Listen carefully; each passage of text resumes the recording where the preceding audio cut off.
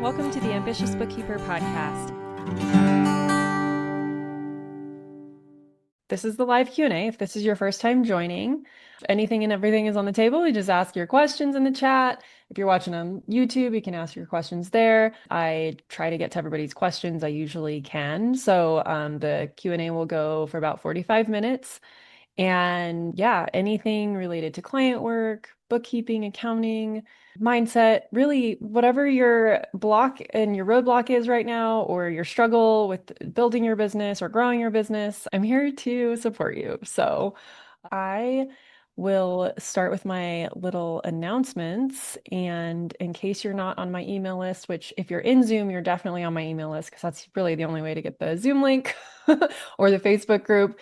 Welcome everyone to the live Q&A. If you're joining on YouTube, hello. Okay, hey Patricia. She said, let me know if this is too specific. Setting up Xero for a client whose sales run through Keep with Stripe processing inside Keep plus separate PayPal, partial 2025 history already imported via bank feeds, nothing categorized yet. What's your approach to structuring the revenue side when the processor data lives inside the CRM? Do you pull gross sales detail from Keep and treat Stripe or PayPal deposits as clearing accounts, or is there a cleaner pattern? Also curious where you draw the line on how much detail to carry into the chart of accounts versus leaving in the source system. So since you're on Xero, this is my process inside of Xero. I actually connect Stripe and PayPal as bank accounts. So if a client has 5 different Stripe accounts, we connect 5 different Stripe accounts as bank accounts and we treat them like bank accounts. That way we can see the gross sales come in and the fees, and we create bank rules based on those Stripe accounts and what type of revenue is coming in and record it that way. So that goes for any type of like checkout, basically. If Stripe is the background processor, that's what we connect. Same with PayPal. So Stripe will create a separate account for each platform that they have linked. They didn't used to do that. PayPal doesn't. So a client can have PayPal attached to their Squarespace website, their Acuity, their Kajabi, and probably Shopify, and everything would be feeding into one PayPal account. When that happens, we have to do like clearing accounts and rules with that. And we also encourage clients to create separate PayPal accounts for each platform because it keeps it cleaner. Because the other aspect of it is a lot of times clients will also pay for things through their PayPal account. So every transaction in PayPal needs to be looked at, and it can get quite cumbersome. So that would be my recommendation, is to just connect the payment processor, Stripe and PayPal as bank accounts and reconcile them like you would a bank account, pull the statements every month, do the bank feeds, all that jazz. So hopefully that helps. The one thing I will say is we have a couple clients that have so much volume that comes through Stripe each month that Xero actually reached out to us and said they're exceeding volume limits. And so for those 2 clients, we had to disconnect the Stripe accounts with the high volume, and now we do a journal entry, which is kind of a bummer because then you can't do real-time revenue with those clients because we're only going to book that journal entry once a month. But for clients under 1 million in revenue, you can usually get away with just connecting Stripe and PayPal as bank accounts. Those particular clients that we have a lot of like they're a membership platform. And so they have a lot of small dollar transactions flowing through. And Xero's limit is like a 2,000 transactions a month or something before you start hitting their surcharges. So just a little heads up on that. I had no idea about that, but it has to do with their fair use data policy. So like when a client has a high volume of data like that, it since it's a cloud software, it affects the usability for other people. So we did that. Xero also had an option to just upgrade and pay like $400 a month and keep everything connected, and they would give us more data. But we decided not to go that route because it really wasn't that important to the client to be able to see the real-time revenue in Xero because they're tracking that in Thrivecart. So anyway, that was kind of little sidebar there, but let me know if all that makes sense. But yeah, our process is to just connect payment processors as bank accounts when it's Stripe and PayPal. And then Melanie said, I just actually quoted my first advisory client, so feeling excited about that. One question is pricing. It feels so uncomfortable to request a higher fee. Yeah, it It can feel very uncomfortable. So what is your question? I would recommend like practicing asking for the sale and like practice talking about those higher fees before you actually do it with a client on a call, because it's going to come off as awkward and uncomfortable if that's how you feel about it. If you're not used to quoting higher fees, it is a little bit uncomfortable, but the way that I look at it is to make it worth the effort and the energy that you're going to put into this type of engagement, it needs to be a certain price. So you wouldn't want it to be lower. And for me, that helps me quote the higher price is like, I know it's worth this much because this much energy I'm going to put into it and I'm going to deliver. So it is a little uncomfortable. It's uncomfortable to say those higher fees, higher prices, and it's uncomfortable to commit to doing that level of work. And so they have to match, right?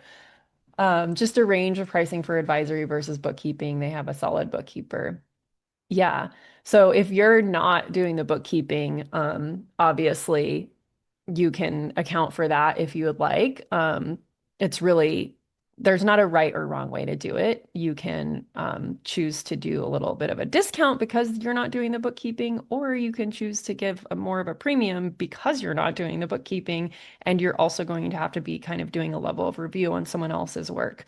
So really just kind of depends on how you want to structure your services. But yeah, that's super exciting. Keep us posted on how that goes and if they accept your proposal. And if they don't, it's doesn't mean anything about you or the price. I mean, it could be price related, but yeah, I recently quoted a really high price for someone who had just bought a business and they wanted to get certain things in place. And I knew the level of work involved in it because it's e-commerce and I have e-commerce clients, and the prospect of being able to help somebody set those systems up from the beginning so that everything feeds in where they want it and they have visibility was very exciting to me, but I knew it was going to be a heavy load up front. So I quoted like 10 grand.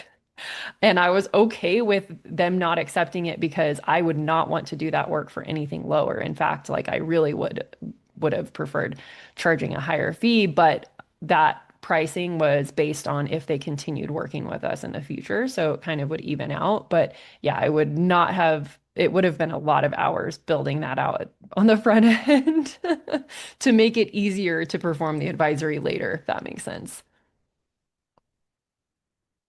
Learn the hard way about pricing too low and my capacity. Yeah, me too. Me too. Melissa, yes, if you'd like to ask your question, go for it. Hi, Hi. hello. I just got off like 15 minutes ago, a discovery call with somebody that another client of mine referred to me, and we talked about her books. She's a coach, and so it's service based and seems relatively straightforward. She has like a checking account, a couple savings accounts, and one credit card. Just payroll for herself as the owner.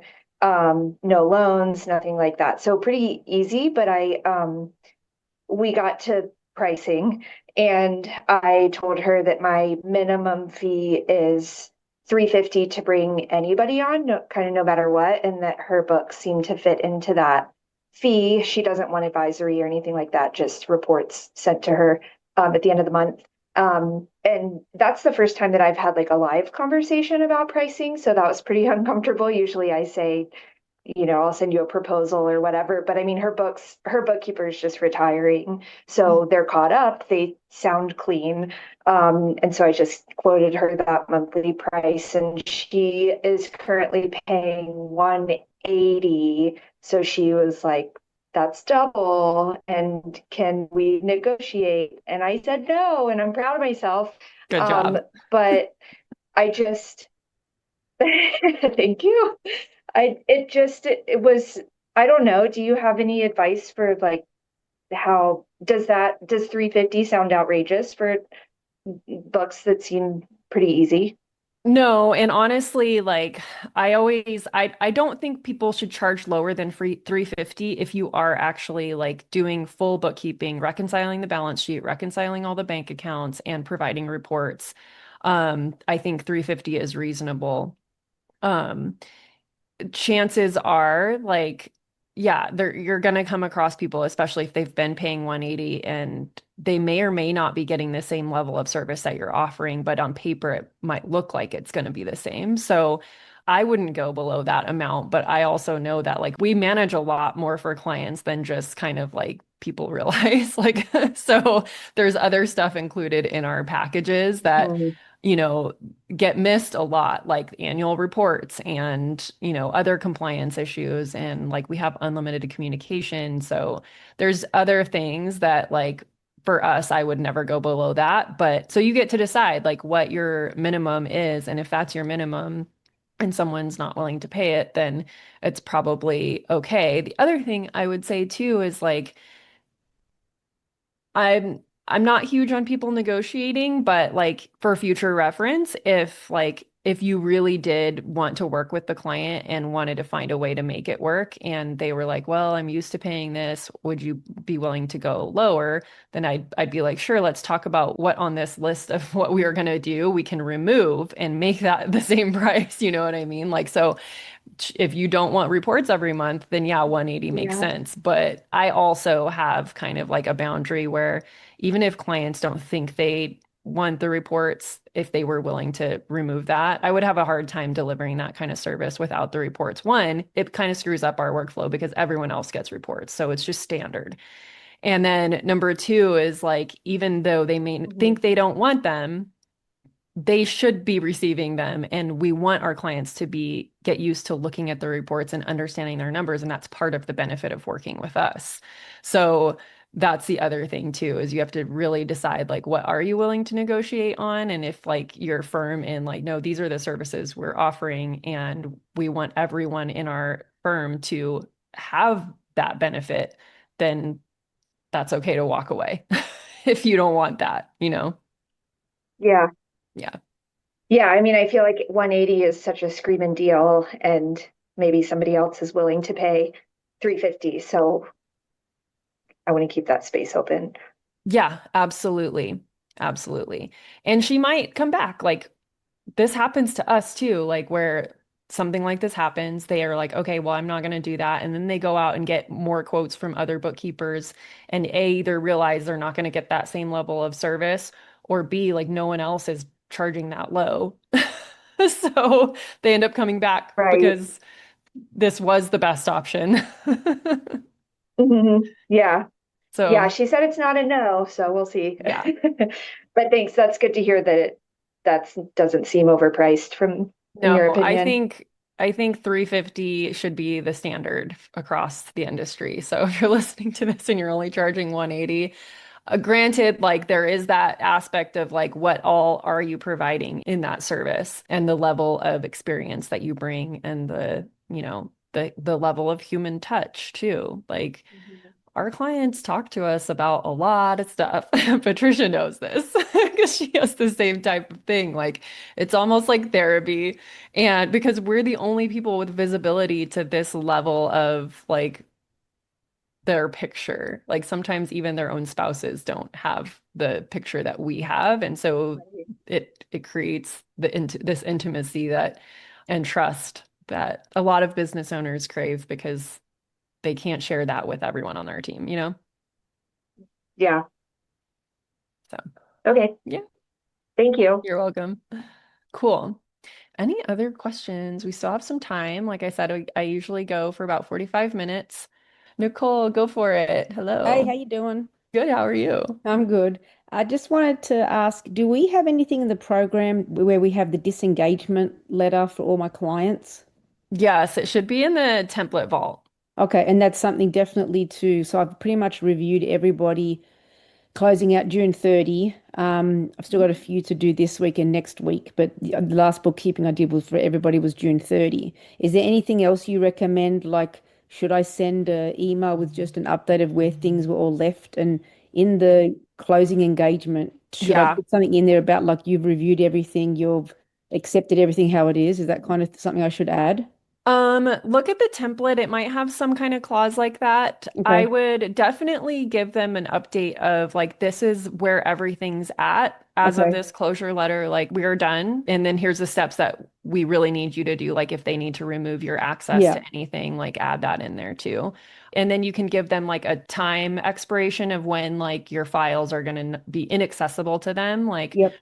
I don't know if you use OneDrive or Google Drive, but like our Google Drive, I think now with Google Drive, you can actually set an expiration date on when you've shared things externally, Oh, which is really helpful yeah. to like automate things. But Yep. prior to that, we would just let them know like this is available for you for, 30 days. Yeah, After yeah, that, yeah. if I you need kind of access to this, Yeah, I we will kind of charge you. told them like when I had my closing Zooms, I've said to them, like obviously Google Drive, we create the folders for them to dump their stuff, but they still own the documents. So obviously the documents are theirs anyway. So by me removing the folders or whatever is not going to change where their stuff is, correct? Because it's still there in their Google Drive. Yeah, like if they're the owner of the Google Drive, then yeah. Also, like I always encourage people to go in there and just download everything. Yep. Although like everything was digital, so they either sent it to us digitally, so they had it at one point, or like That's we yeah, pulled it that's from what I was their kind of trying to say because if yeah, they own the document and they upload it into our shared folder, the document is still theirs on their drive. It just yeah, wouldn't be in the folder. So yeah. I've kind of told them that yeah, it's their anything that's theirs is theirs, but what's Hmm. mine is mine. Yeah. Um, Yeah. so yeah, I've got to do that, and then I've got my tail insurance going to be put in place once everything's done. But I'm just trying to think if there's anything else to do to, I mean, I've reminded them to remove me from their QuickBooks file. But what about some old clients from way back that they still haven't removed me, but I'm still on their QuickBooks thing. And obviously I'll still be doing my husband's book. So I'm not getting rid of I'm going to close the business, but I'm still going to be working in his Yeah. and I'll still keep my accountant version because that can be any name, anything. It doesn't really matter. It's not tied to Yeah. anything. I think I just like on my accountant screen, you can archive people so they Yeah, I don't did. show I up made them in your inactive, list. so they're still there. But I've sent Yeah. some of them I've sent like 3 or 4 emails, like 3 or 4 times to say you still haven't removed me for your own security. I would make sure you remove me as a user. But then Yeah. there's some clients I did cleanups for, but I still haven't heard back from their 25. So I kind of don't know if I should still send them an email, say, hey, I am actually closing. But if my engagement's ended with them and it's expired, then I don't feel an obligation to keep Yeah. telling them to do that, you know? I agree. I agree on that. Yeah. You could, I'm sure there's a way you could probably reach out to QBO and be like, please remove me from this. But Yes. Okay. Yeah, maybe I'll do that once everything's settled and that I'll reach out to QuickBooks and just let yeah, them know that all these clients, I no longer service them. And some of them have let their subscriptions lapse anyway. yeah, So it doesn't really matter. They can, that's their books, not mine. And I've made sure that I'm not a primary admin on anyone's subscription file, so that wouldn't matter. yeah. Good. Okay. So no Awesome. other tips and tricks for closing down, you think? Just That's follow the it. engagement letter. That's it. I think like that's the hardest part is closing that final loop because sometimes people are non-responsive. I've had that too. Like I've got one client that hasn't paid me like he paid me like the last couple of months, but he's missed an invoice and he still hasn't booked his like, review ending and stuff. And I'm just like, dude, like I'm just over it and I'm not going to finish anything until he pays me. So I don't want Yeah, to then close everything, but it's just like trying to remind him like you still haven't paid this invoice. It's outstanding, please pay it. And then if you want your review, but if the review's too late, I'm just going to upload the reports but I'm not going to give him his reports until he pays me. So yeah, it's kind of yeah, like one of those situations. But it's just yeah, for clients, like some clients, their payroll. Like I have one client, for some reason, every now and then he chooses to take out cash to pay payroll and it never matches the journal entry. And then I'm trying to find matches for withdrawals and just trying to clean all that up. And I've just said to him so many times at the end of the year, you have to make sure that you check the books to the W-3 because yeah, I can't guarantee when you keep doing this stuff, like it's not going to be overinflated. But I have gone through all of the chart of accounts, and I looked at payroll, and there's nothing. Everything's been reconciled that was in there, and I figured, well, if it's all been reconciled to June 30, and there's nothing that hasn't reconciled, then I've captured all the expenses. So at least they're in there, like the yeah, expense of payroll, because otherwise. If he had extra journal entries that didn't match to something, there'd be a journal entry and there'd also be his expense that came out for the cashier's check. That's all I can wrap my head around to try to reconcile it. yeah. There's only so much you can do I know, with the right? So yeah, information you have. I know, right? Yeah. Okay, well, it's coming to an end. Well, congratulations Thank you. for I'll still anyone be who's been around though. on. You never know. I still want to Yeah, learn things. You never know what yeah, life brings. come hang out. Yeah, for anyone who's been hasn't been watching our previous live Q&As, Yeah. Yeah, I know, you'll have to right? go back and watch the previous ones to get caught up on Yeah. all that. Okay, well, But thank you for everything. you're welcome. Candace asked, do you have any advice about the timing and method for going from solo to having a first hire in a bookkeeping and advisory services business? Well, I will share that my very first hire, I actually hired bookkeeping help when I had basically just like 5 clients because I was offering higher level advisory services and doing more thorough reviews and summaries for clients that I found that I needed support in the bookkeeping a lot earlier on than probably a lot of people would have chosen because it's really hard to wear both hats of like being in the weeds and having doing the bigger picture review and analysis and advising for clients. And so you might find that you want to hire a bookkeeping role sooner than you would have thought in order to help remove yourself from that day to day. And that way you can just focus on that advisor and reviewer hat. That is one of the things to be in that higher level role. You have to have time and space and energy to think bigger and to think strategically. And that's really difficult when you are the one doing all the day-to-day bookkeeping, admin, everything for clients. Because what inevitably will happen is you go in with the thought that, okay, I'm going to review, like the bookkeeping is done. I'm going to go review the work and put together a summary for clients. And then you find mistakes and then you start fixing them. And like this can also happen if you have a team. So you have to separate yourself from that and decide, like, okay, this is review time where I am actually going to go in there looking for things that I know I'm going to send back to the bookkeeper. But if you're the one doing all the work, it's really hard to separate that. So that would be my biggest piece of advice is to hire when you want to, not when like industry standards say to.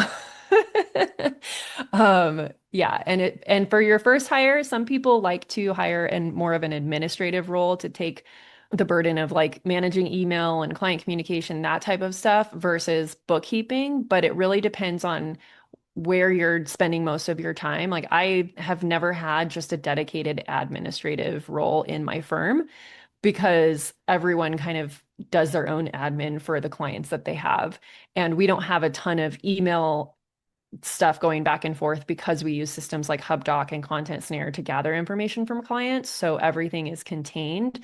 So it really depends on how you have things structured, which brings me to like, if you are newer in business, to set those systems up early on, have a dedicated help inbox, have all your clients send documents through something like HubDoc or Dext instead of emailing you documents. That way, everything is contained within a client instead of you having to have someone sift through an email and put it where it belongs. When you set those systems up from the beginning, it eliminates the need for having to hire an administrative role, and then you can just go straight to hiring a bookkeeper to support you in the day-to-day. Patricia said, related to consultant hiring, I want a technical second opinion on setup and structure questions a few times a month, not a full engagement. I've started reaching out and gotten some generous informal offers, but I like to build something durable and reciprocal rather than goodwill dependent. What arrangements have you seen actually hold up for that kind of a consulting relationship? Paid hourly, retained advisor, formal peer trade. By the way, my firm is now focused on advisory and transformational financial coaching, so lots of changes from a straight bookkeeping firm from a few years ago. Awesome. I remember you working on doing that transition, so I'm excited for you that it's finally happened.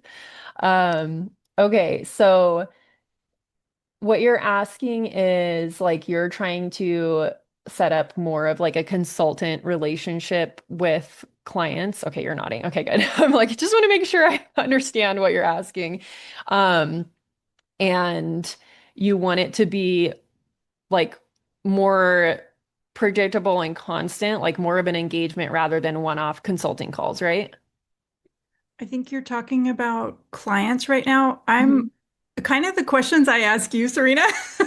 I often want to run by somebody with more accounting Got it. experience than I am. Yeah, so it's Okay. more of the accounting, I would love to just have a couple of people who I could run by the systems and build my own. Often I'm getting projects that are bigger than my experience Hmm. in terms of accounting, not in terms of the personal side and the way that the money Yeah. affects the people. Yeah. Okay. So you're really looking more for like almost like a pure, like a pure mastermind group that with people with different skill sets that you can like either refer the client to or get input so that you know that you're helping the client properly, right? Okay. Um, that's a really good question. So and I'm like, should I create something like this? I would say, well, I don't want to like let too much of the cat out of the bag, but I'm trying to create more of that in Elevate. So it's more of like where you're learning the skills, but there's also going to be people in there that already have the skills and a community aspect. So maybe that can suffice. The other thing that I will say is like just creating your own connections with people that you know in the industry, which can be kind of hard, but when we do like in-person events, that's when I've connected with people like that because then you get to really understand like, oh, you really know your so it's like if I need you, like I can call you. So like I have a couple people in the industry that I would lean on for that just kind of as friends, but nothing really formal. So you can go that route as well if you've identified people in, you know, in our community that do the thing that you know you need a little extra support in. That could be a route you take as well. But I am really hoping to create that in the Elevate community of like, there's obviously going to be people newer to advisory coming in, but also people that have been doing it for a long time still come through that program to get more structure around their services. And they have really deep skills around strategy and stuff. So that would probably be a good space to find that. That would be great. Yeah, I don't mind paying somebody to consult. Hmm. It's just not like I wouldn't be bringing them into my firm. That it's not like, oh, you're going to have Right. a whole bunch of time. It might be just a few hours a month. Yeah. So that's kind of the, yeah, I Okay. appreciate your idea about the group though. That's a good idea. Yeah. Okay. Yeah, shoot me an email and we can chat too if you want. Yeah. Judith said, I'm still in the beginning stages of starting my business, so don't have clients yet, but hopefully soon. Do I need to have active clients to join your Elevate program when it's revamped? No, you do not have to have active clients to join Elevate. But what I will say is it might be a richer learning experience if you do have an active client that you can practice the skills on because I am going to be offering like homework reviews and more insights in that realm. And it's really helpful to have something to practice on. So you can either choose to use your own business as practice or a client's business, but either way, it's going to be a richer experience if there's a lot of data to work with. So if you don't have clients yet, you're also not going to have a lot of data to work with in your own business as far as history goes, but you can still use your own business to do the planning activities. So it might work out. I would just say like it might be better if you do have a client to work through, even if you haven't engaged that client for advisory services. We do practice on clients and you may or may not even like give that information to clients, but having a client to work through is good practice. So, yeah, hopefully that helps. And I don't have an exact date yet, but it's this fall. So you do have time. You have time to get a client. Candace said that's so true about making space for higher level roles and how much more difficult it is to get into it when we're doing all the day-to-day bookkeeping. Yeah. Um, and yes, I should create something like this. I did actually have a mastermind for about a year. We ran it for 6-month cohorts. I did it twice. And then just like life had some stuff going on and I had to eliminate some things. And that was one of the things I eliminated. So we'll see. I might bring it back. I might incorporate it more into Elevate. It doesn't, I'm not really sure yet. One thing that I would really like to start doing is like in-person type things. I usually participate in Workflow Queen's masterminds, but she doesn't have any planned as of right now. So I might do some like dinners or something in Phoenix. So keep an eye on your email. Make sure you're subscribed. I'm not actually in Phoenix, but I'm in Arizona. So that's like the nearest city where I think it would make the most sense. And Melanie, like I said, the next Elevate this fall, I'm hoping around September is when I think it will start, like when it will be open and things will be rolling. Enrollment might happen before that. So just keep an eye on your email and our social accounts. And then over on YouTube, how did you get a job as a bookkeeper? It is really hard to start. People like to outsource those kind of jobs. So I came into my own business with experience from corporate, and I think that helped a lot. So if you are brand new and you don't have any experience yet, I do recommend working for someone else and getting that experience in. So there's always bookkeeping firms hiring remotely and in person. And I do recommend, even if you only have a few hours a week working for someone else, it's going to help you gain that experience that you can then be able to speak to more of like the experience that you have when you're trying to land your own clients. Are you switching from HubDoc to Xero's smart data capture? No, I haven't really. I think that's more like I haven't actually looked too far into it, and I should, but I've always used HubDoc because it just keeps everything streamlined for us. And because we do have like one client on QBO, but we also use HubDoc for them. So it's like, it's just nice to have one place where all the documents get processed as one process instead of like logging into each client. Like you can just log into HubDoc and then go to each client from there. So no, I haven't not explored the data capture, smart data capture, smart data capture. Some things are tongue twisters when you read them. So no, I have not explored that, but it's worth exploring, I guess. Like HubDoc is free because it's owned by Xero anyway. So I wonder if like they're just trying to combine it and like streamline it or what their deal is on that one. I'd be curious to know. Kelly says, how do you motivate employees when they seem overwhelmed? I just shifted roles and gave pay increases for the increased responsibility, but at my team meeting today, they both vocalized being overwhelmed. They are within their requested hours. I listened and just reminded them that all new things feel overwhelming. We have SOPs, so they have training and access to me. Yeah, I think that approach was really good to just like validate it and listen and remind them like accounting has ebbs and flows. Like there's going to be times that are overwhelming for everybody. And that's why we have our workflow systems in place so that you can just like focus on the task at hand and then move on to the next one. And then I always also make myself semi-available of like, if you are like, there's a difference between being overwhelmed and actually not having the time to complete something. So sometimes it's a matter of helping them reprioritize. So I'll sit down with people and be like, okay, like what is on your list that is feeling overwhelming to you? Is there anything that we can set aside for now? And just kind of like put it in a box, compartmentalize it, and then come back to it later because a lot of overwhelm is based on like just kind of being anxious about something that isn't really necessary to be anxious about. So I try to like sit down and be like, okay, what is it that's overwhelming you? Like, and then here's what the things that actually need to be done. So let's just ignore everything else for now and then come back to it after this is done. And it could also be that there's stuff going on in their personal lives and they're having a hard time just managing time in general. So just being like exactly what you did, just like be there and be available to listen and maybe offer, if you're not doing one-on-ones with them, maybe offer doing like a one-on-one co-working session as accountability because sometimes it's that too, that they haven't really been able to carve out time to work on something. That's where my overwhelm comes from when I'm like, I know I have all the I need to do and I don't have time carved out. And sometimes body doubling helps to just be like, okay, I'm just gonna like, let's hop on a call and we'll work through it together. I'll be there if you have questions, if you're getting stuck on things. And maybe that's where the overwhelm is coming from, that they're afraid they're not gonna have the support when they do dive into something. They've just taken on additional responsibilities. So I think it's natural and normal for them to feel overwhelmed right now. But yeah, just being there for them can sometimes just be enough.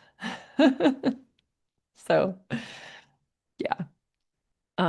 Yeah, and reminding them that like you're there. And then my last resort too is like if there is like once you sit down and talk about priorities, like if there is something that does need to get done and they actually are not going to be able to accomplish it, then like I will take on something for them. I'll be like, well, let me do this piece for you this time until you get used to it. Or like maybe we need to reshift who's doing what. Like it's good to talk about that on the team calls too, because sometimes people will be like, oh, well, I have extra time, or I'm willing to help out, and just kind of like foster that camaraderie. You're welcome. Well, it is 10:45 here in Arizona. So, like I said before at the top of this, I usually go about 45 minutes. So thank you all for joining me on our return back from summer break. I hope that everyone had a wonderful summer. And yeah, I will talk to you guys later next month if you are going to join us. And if you are in the VIP version of the Bookkeeping Business Accelerator, we have VIP. I had to look at my whiteboard. I'm like, which day do we have it scheduled? So we're going back to a monthly schedule on the VIP calls, because we're not in like an active cohort, basically. Like when I open it and enroll it, sometimes I do like an 8-week cohort. We don't have any of those scheduled as of yet. So we're rolling back into our monthly calls for anyone who's in VIP. We are doing co-working on Tuesdays, first Tuesdays at 9 a.m., except we're not starting that till September. And then we're doing hot seats on the third Thursday at 10 a.m. All these times are in Pacific time. If you're in VIP, you will be getting an email with the schedule, and the schedule will also be on the banner when you log into VIP and into the Facebook group. So don't worry if you didn't catch the dates and times. We will be starting our first hot seat in August, and our first co-working starts in September. So thank you, everyone. I hope to see you in there. If you're in self-paced VIP and you want to upgrade, just email us and we'll send you the link and you can join the calls. And then once you're a VIP, you're always a VIP, so you get to participate in the calls forevermore. Alrighty, everyone. Thank you so much and have a beautiful rest of your week. Thank you to everyone who helps make this podcast possible. Content and interviews are produced by me, Serena Shu. Our intro and outro music is written and performed by my brother, Ian Gilliam. Editing is also by Ian, using his awesome sound engineering skills along with Descript software. Hosting and publishing is by Buzzsprout, and you can check out the show notes for links to all of these amazing resources and resources mentioned in the episode. Be ambitious.